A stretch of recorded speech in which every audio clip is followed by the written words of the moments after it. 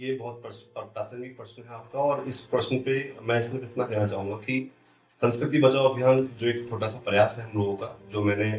विगत 2021 में शुरू किया था और उस अभियान का सबसे महत्वपूर्ण जो एक उद्देश्य था, हम यही लेके चले थे कि हम बड़े हमारे जो बुजुर्ग हैं, उन उस पीढ़ी में और अभी तक हमारी जो पीढ़ी चल रही है, इस पीढ़ी तक में भी हम कुछ न कुछ कहीं न कहीं संस्कारों को, संस्कृति को कहीं न कहीं हम परिचित हैं, जानते हैं, हमारे मूल्य, रिचुअल्स, हमारी परंपराएँ, हम सबसे थोड़ा-थोड़ा हम अवगत हैं और हम उनको निभाने का प्रयास जितना भी हमसे हो सकता है हम कर रहे हैं।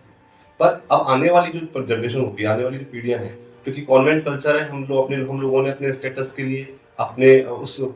सामाजिक ढांचे को दिखाने के लिए, शो में उसको लोगों में उसका दर्शाव करने के लिए, हमने अपने बच्चों को शुरू से ही ऐसे विद्यालयों में, ऐसे माहौल में भेजना शुरू कर दिया, जहाँ वो कहीं न कहीं संस्कृति से बिल्कुल कट से गए हैं। और एक बहुत बड़ी चीज़ जो आप हमारी शिक्षा पद्धति की बात कर रहे हैं, शिक्षा पद्धति में आपको जैसा याद होगा, पहले एक नैतिक शिक्षा की पुस्तक चला करती थी, जहाँ हम नैतिक शिक्षा का एक छोटे-छोटे पर नैतिक मूल्य जो हमारी क्या व्यावहारिक आदतें हो सकती हैं, सामान्य जीवन में हम कैसा व्यवहार करें, कैसे अपने परिजनों के साथ व्यवहार करें, कैसे मित्रों में, समाज में किस तरह हमें पेश आना है, उस तरह पर छोटी-छोटी शिक्षाओं के माध्यम से बच्चों को सिखाने का प्रयास किया जाता था कि आप एक अच्छे नागरिक कैसे बन सकते हैं। और नागरिक सिर्फ समाज के लिए नहीं, आपको पूरे राष्ट्र के लिए नागरिक होना होता है। नागरिक आप राष्ट्र के होते हैं। समाज में तो आप सिर्फ रहते हैं, वो समाज जो आपके आस-पास है, आपकी कॉलोनी, आपका जो कस्बा है, जो शहर है, वो आपका एक समाज वो हो सकता है, जिसमें छोटी परिधि में आप जहाँ रहते हैं। पर अगर आप अच्छे नागरिक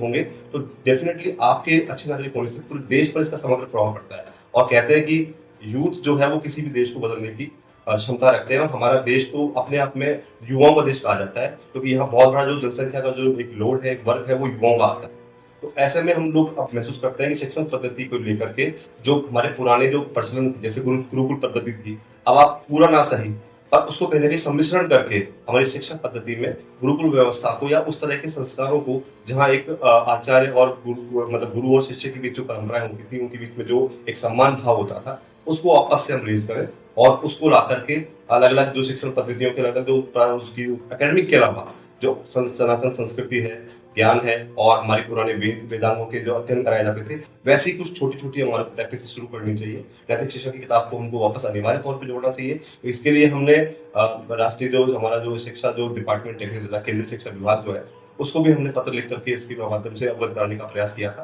कि नैतिक शिक्षा की किताब जो है, संपूर्ण देश में फिर से विद्यालयों में लागू की जानी चाहिए, ताकि बच्चों को कम से कम एक व्यावहारिक ज्ञान की बेसिक शिक्षा ज़रूर मिल सके।